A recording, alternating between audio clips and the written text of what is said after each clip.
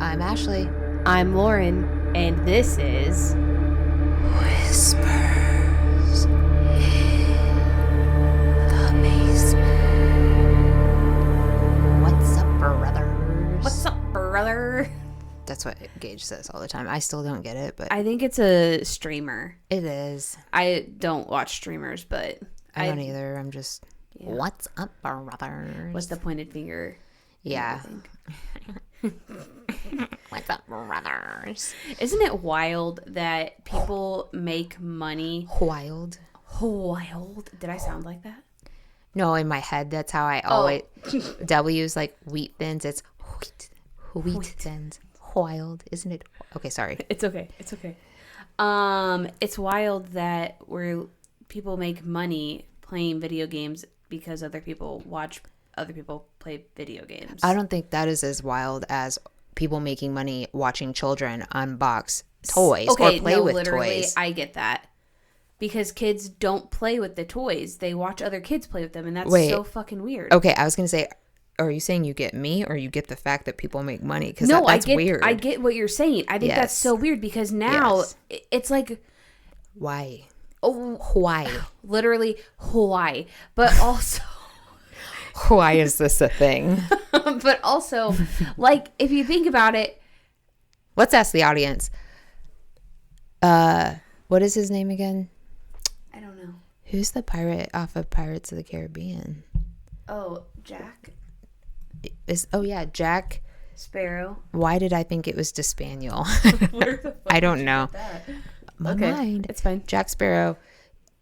I'm just gonna name that one Franklin, and I don't know what this one's name is. There's an influencer that I follow. She's not really like influencer, but her kids used to be scared of skeletons, so she bought a fake skeleton and named it Tickles. Oh, okay. No, that's fucking weird. I mean, it now goes everywhere with them. Like, it goes on car rides with them. That's because fucking her kids love it. That's weird. It's kind of funny. Jack and Franklin, why do kids watch other kids play with toys? They're dead, so... Yeah, they don't have an answer either. But it is kind of dystopian to think that these kids are literally staring at a screen, watching other kids play with toys. More than likely, these kids also have the same toys, but yet they're not playing with them. Yeah, sometimes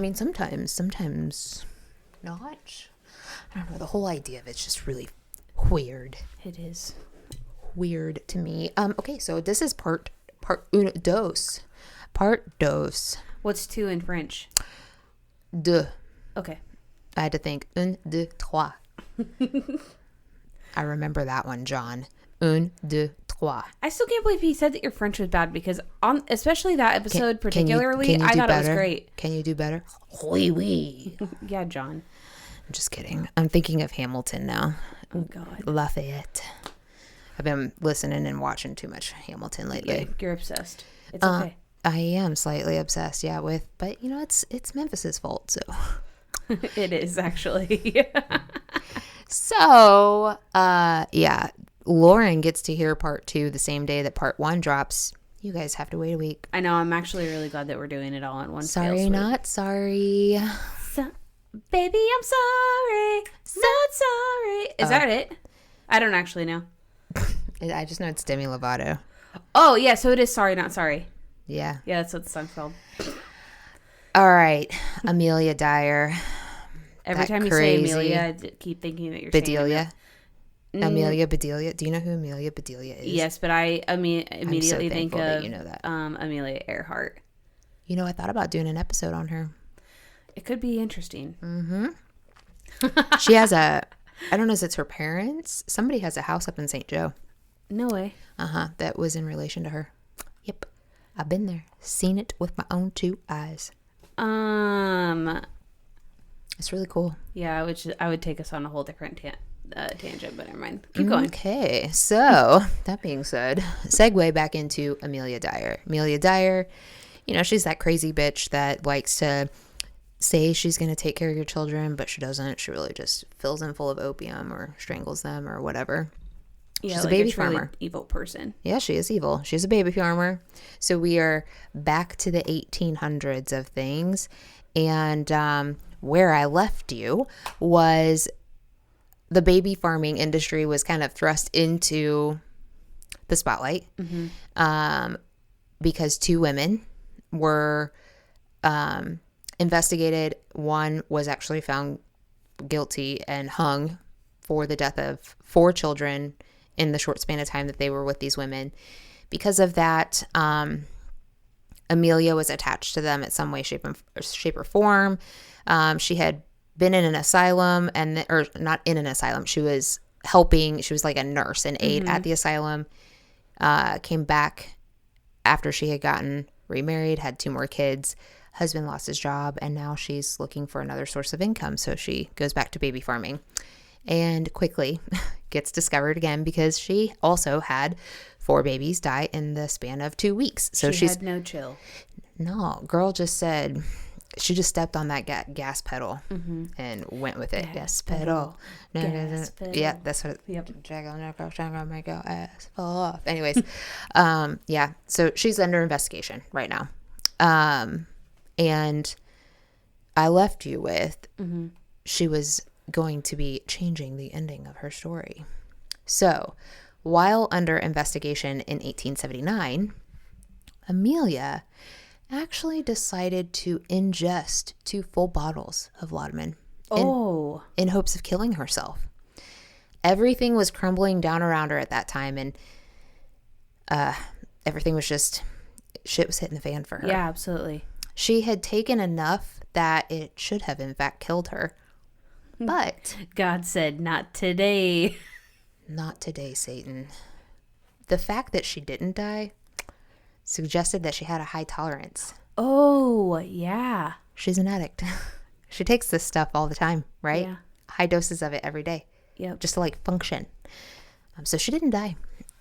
This attempt, however, did not keep her from getting arrested. She was in fact arrested for the 4 suspicious deaths of these babies.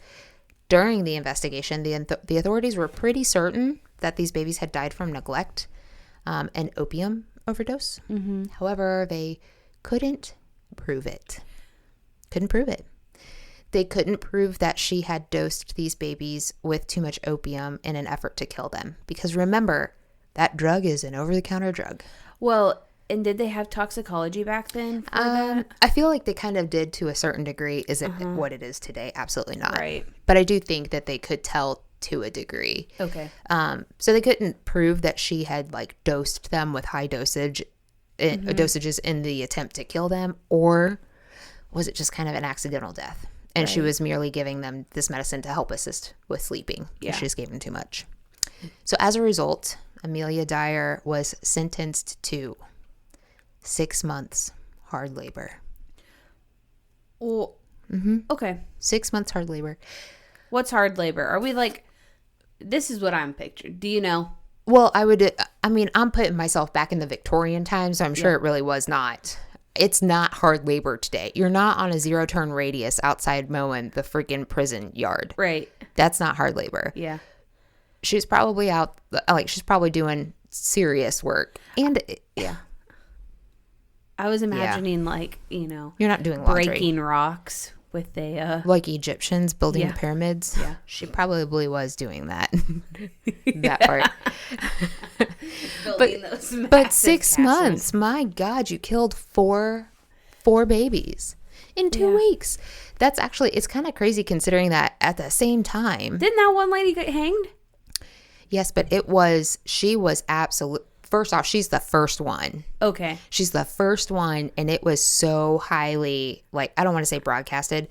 It was in the newspapers. It was like a high Everybody profile. knew. Yeah, everybody knew. She had to be made an example of, essentially. They should have just kept doing that. So, yeah, about the same time that Amelia was arrested, there was, this is so sad. There was a gentleman that was also arrested for stealing a piece of bacon. And do you know how much time he did? I don't know, 12 months hard labor. One piece of bacon? For stealing bacon, and this bitch got 6 months hard labor for killing 4 babies. Wow. Insane. That's depressing, actually. It is. Do you think Amelia was like, you know what? I got out of that with a small slap. Oh, I should take that as a sign and maybe never do this again. Nope. Rather than pulling herself out, she decided that she would just have to go about this a different way. Oh, God. And she'd have to get rid of any evidence going forward. So there was nothing linking her back to these deaths. Because before, you would take the babies to the coroner, right? Mm-hmm. Oh, she ain't doing that no more. Well, now I'll just do whatever I want to do and I'll just get rid of them. And nobody will ever know. Okay, so is her husband still with her? I don't know if he is at this time. He's still alive. Yeah, I don't know if he's divorced. With her. Well, divorce was not a thing at that time. Oh, okay. You're in the 1800s. Pro-mom and divorcing, those are no-goes, man. Oh, man. Okay. But, men could just leave their families. They could just abandon them and start over. Okay, cool, great. He might have done that. I don't know. At her release, Amelia was 46 years old. And the count of babies that she had murdered up to this point was believed to be somewhere around 100. Jesus Christ. Yep. 1884 brings on a change in society as far as baby farmers were concerned. With the recent discoveries of how these children were being treated, it became more risky to be in the baby farming business. It was a huge danger to be seen in public with a child that looked sickly or abused in any sort of fashion. Anybody that saw a child that looked like that, they were immediately reported. So because of this, Amelia changed her form of murder on these babies. Oh, no. She strayed from the slow neglect and actually started murdering them by strangulation. This method of murder became routine for Amelia, as did her days at this time. She would often travel to a nearby town for a baby, get paid, bring the baby home, wrap tape. Now, when I say tape, I know you're immediately thinking tape that you wrap your Christmas presents in. It is not that type of tape. It's like measuring tape. It's like rope, like really thin rope. Oh. Mm-hmm. She would wrap that around the baby's neck and pull. The baby would stop breathing. She would wrap it in brown packaging paper, walk it to the river Thames. Thames? Time? I think it's Thames. We'll go with it. Not English. I'm sorry. I am American. I'm sure. I'm pretty sure it's River Thames. And she would drop the babies into the river with a brick tied to it so that the body didn't float back up.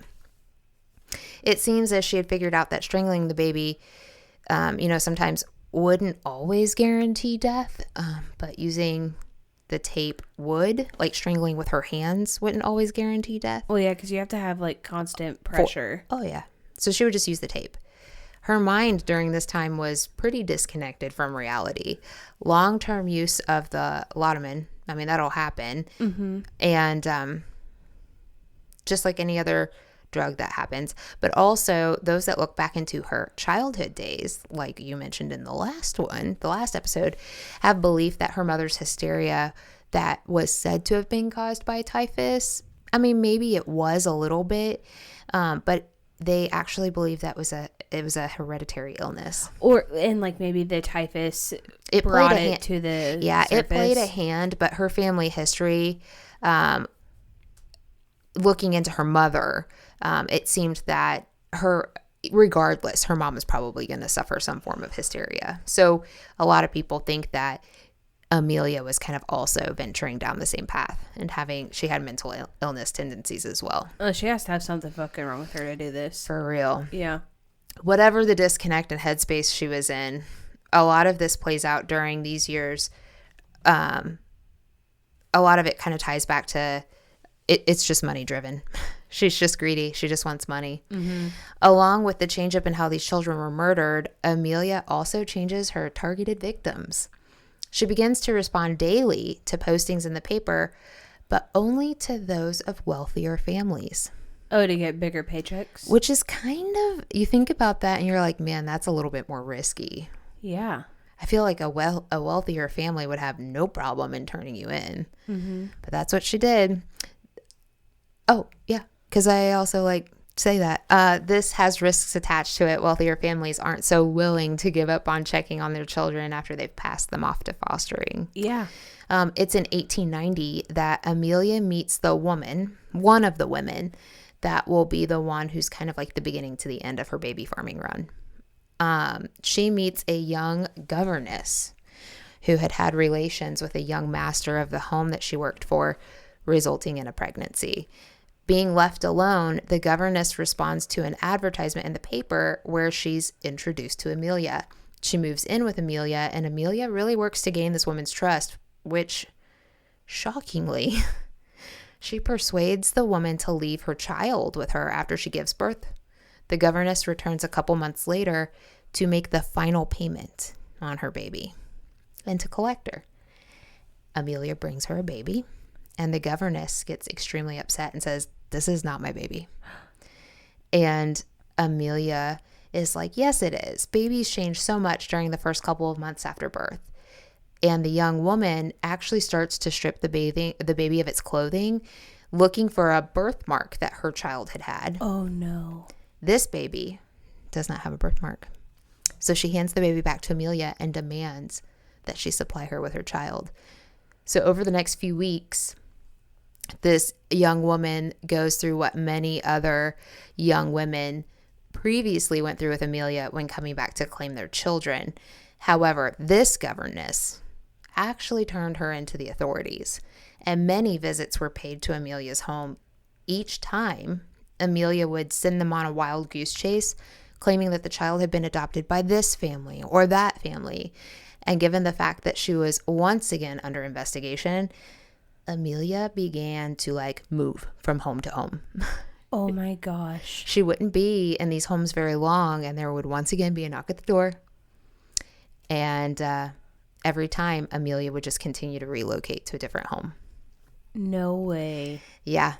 Much like before, the fact that she was hounded for years at this point and under constant scrutiny caused a downward spiral for Amelia. Faced with the possibility of another prison sentence, Amelia's mental stability becomes irrational, and she begins to threaten suicide again.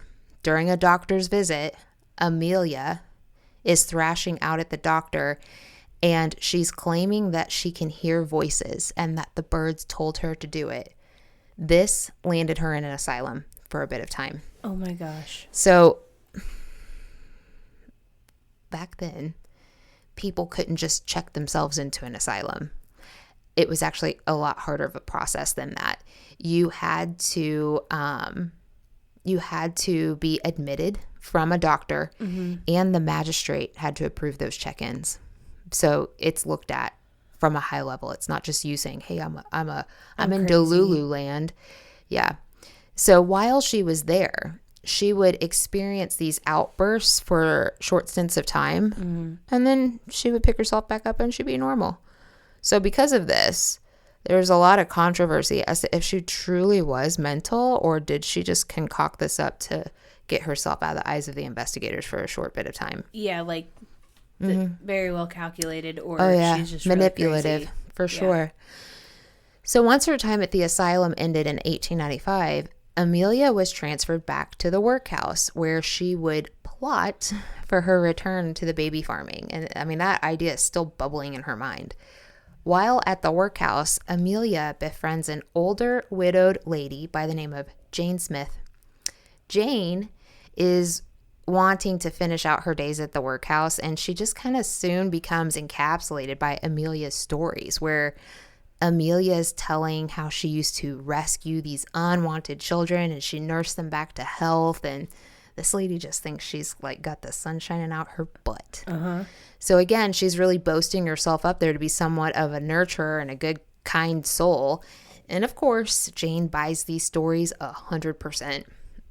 Amelia takes advantage of this enamor that Jane has with her, and they soon develop, Amelia soon develops a gruesome plan for when they leave the workhouse.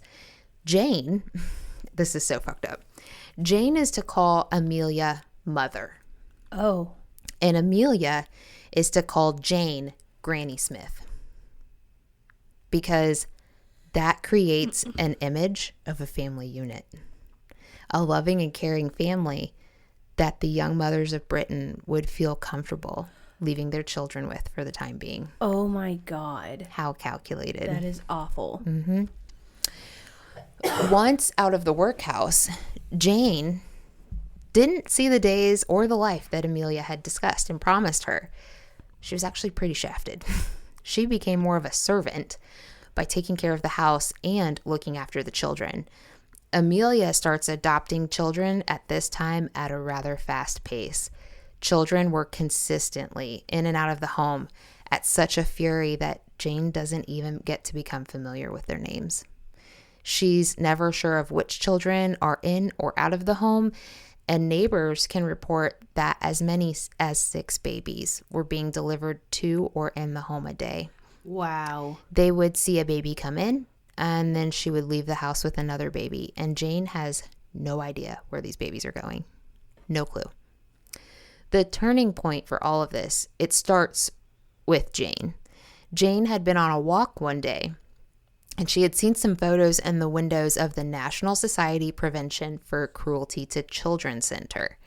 Jane, very apparently upset, is approached by a lady by the name of Mrs. Bennett, where Jane discloses to Mrs. Bennett that she's a nurse for Amelia Dyer. She continues that Amelia takes these children in, and before Jane can actually even get attached to them, they just disappear. Mrs. Bennett, she's the wife of a NSPCC officer. So it's an officer that works for the National Society Prevention of Cruelty to Children. So she tells him about this lady and the things that she has said. He starts to investigate it. So upon arriving at the home for the investigation, he's not really very focused on the fact that of the type of work that she does, or even like I mean, not that the home was in a bad condition, but he's just not focused on the things that he probably should be. He was more focused on the fact that she didn't have a license to be performing this type of work. Yeah. So he reports this to the higher authorities, and he's just given instruction to kind of document it and keep an eye on her. This woman just literally keeps like slipping through. It's insane. That is so crazy. Yeah. Now, after this encounter, Jane, who is the live-in servant essentially, begins to notice a terrible smell while cleaning the kitchen. Oh. In the kitchen cabinet, she noticed a large brown paper wrapped parcel, and the smell, it seems to be coming from whatever's in that parcel. But she leaves it. A lodger downstairs a few days later noticed the same smell and made a complaint to Amelia regarding the stench. The following morning, Amelia gets up abnormally early and starts to clean the kitchen and ends up cleaning the cabinet.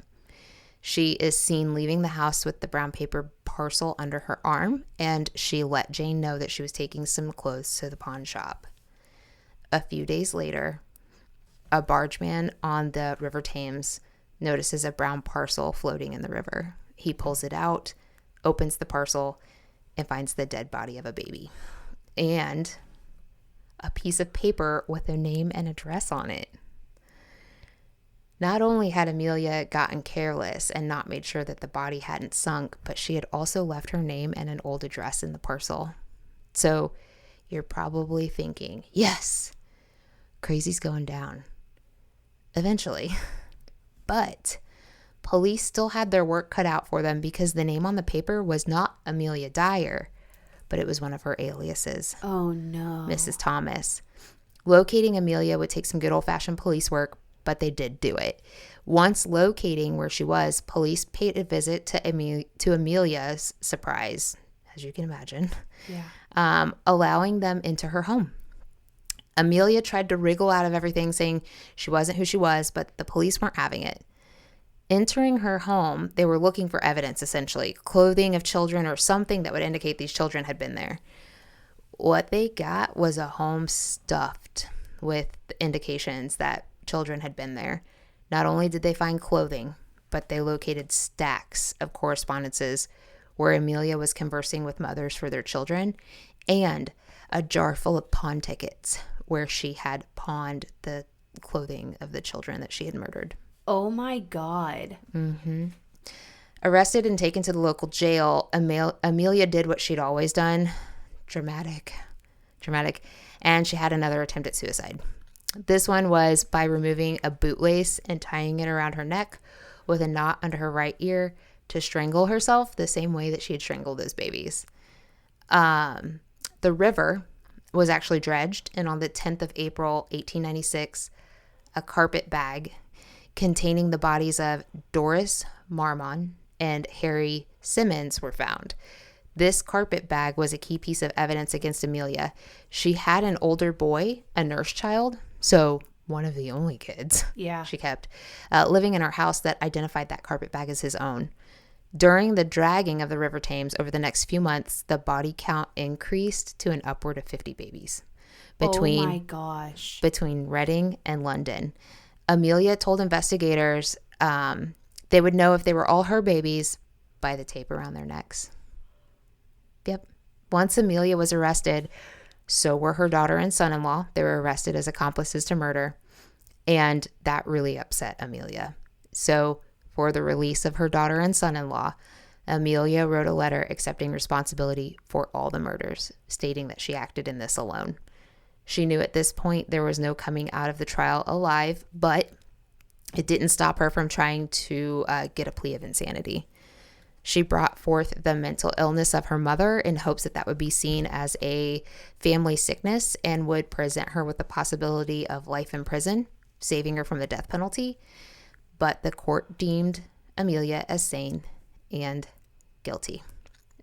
Amelia was hung on the 10th of June, 1896. The number of children that she murdered is still unknown to this day. I don't know, as Amelia knew the number. Yeah, I feel like at one point it just got out of control. But general figures, this was a 30-year career for her. One baby per month over 30 years is 400 babies total. At one point, she had 6 babies a day. Yeah. Or 6 babies a week. So that is so unfortunate. There's really no way to tell.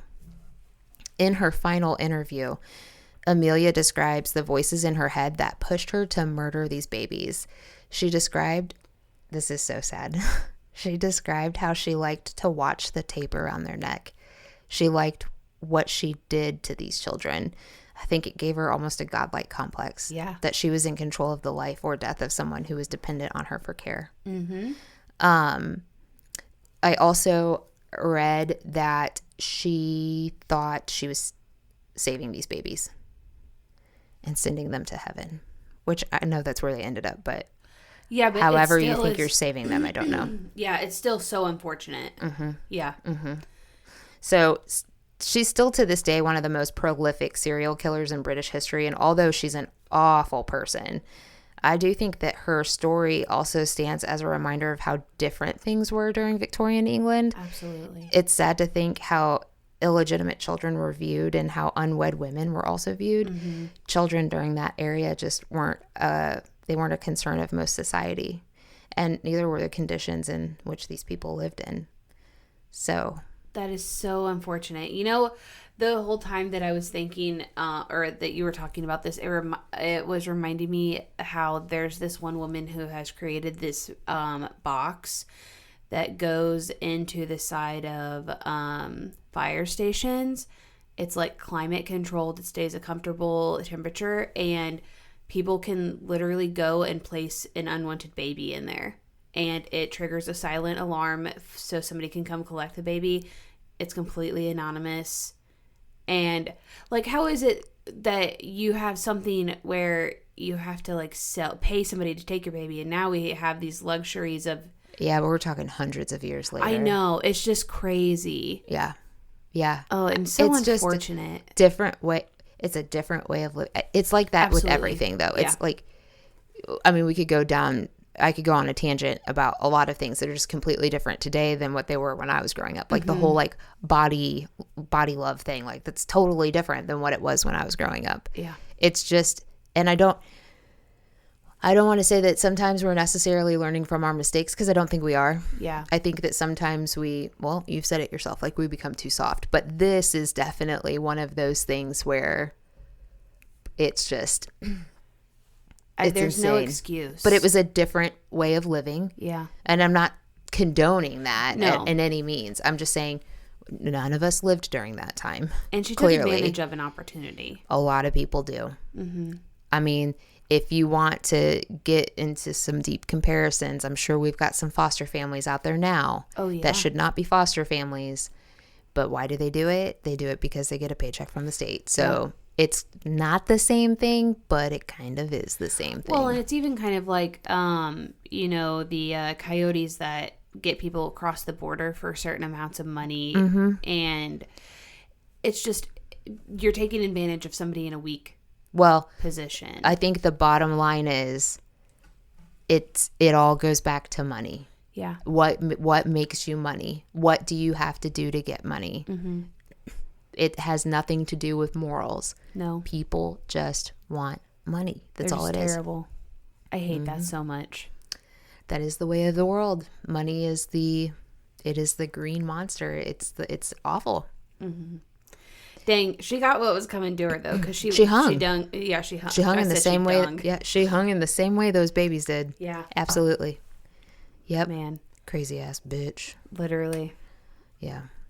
Wow, that was heavy. 2 weeks in a row. Yeah, I know. I'm glad I got it all in one day, but yeah. You would have been like, I can't wait until next week for the 2-pop. Oh yeah, absolutely. Just to get the resolution of it. Yeah. That crazy. That was crazy. I have no idea what my next episode is going to be on, so I can't tell you if it's going to be any better or not. So I have some ideas for some others. I bought this book again. Okay. We still got some time, so I'm going to go on a tangent real quick. I don't know. Maybe I'm the only person out there in the world that feels this way. I hate the Kindle. I effing hate the Kindle. Yeah. It's like if you don't have the most up-to-date Kindle, it's slow as shit. And I hate that. Like, I like having a real book in my hands. But I also like instant gratification. And I don't want to wait for my fucking Amazon package to show up 10 days later. Because there is no next day delivery anymore. Amazon lies to you. Yeah. It doesn't happen the next day, which is fine. But I don't want to wait 10 days. Yeah. So yeah, I like having the real book in my hands. But, you know, when you're in a pinch, you're in a pinch. So I bought this book. It's a Kindle. Also, Kindle books are cheaper. They are. Which is also super, like, depressing. Think that if you either love the Kindle or you hate the Kindle. With the Kindle, I read 10 times faster on there than I do with a book. I do not. Yeah. But it's weird to me because I don't even know how to get the freaking bookmarks to work. And I'm a note person. I like to be able to flip back and highlight things. Yeah. And you could still do that on a Kindle. It's just not the same. No, and it's not as efficient as... No, it's not. But again, if you don't have the most recent Kindle... Yeah. It's not going to run as fast. So, but anyways, I bought this book that's got like a bunch of, like, it's an investigator that went back and did a bunch of old timey investigations. And so there's a bunch in there. And I was like, oh, I know that one. So yeah, I've got some ideas. Hell yeah. Yeah. Yeah, brother. Brother. Okay, that's all I got today. That wraps up today's episode. You can find us on Spotify, Apple Podcast, YouTube, Amazon Music, and Patreon. Don't forget to subscribe. Leave a 5-star review on YouTube. Is that right? Yeah, 5-star review on YouTube. Just give us 5 damn stars, okay? No, leave a 5. Wow. I don't know what you typed. I typed it terribly. For real, I'm just going to go off on my own. Just give us a 5-star up. review, please, and a thumbs up. And click the notification bell so you can get a notification every time an episode drops. So, tap that app. Tap that app. Please, and thank you. We'll see you next week, but in the meantime... Stay strange, my friends. But don't go murder babies, because that's a really bad thing to do. And look up Amelia Dyer because she looks like an ogre.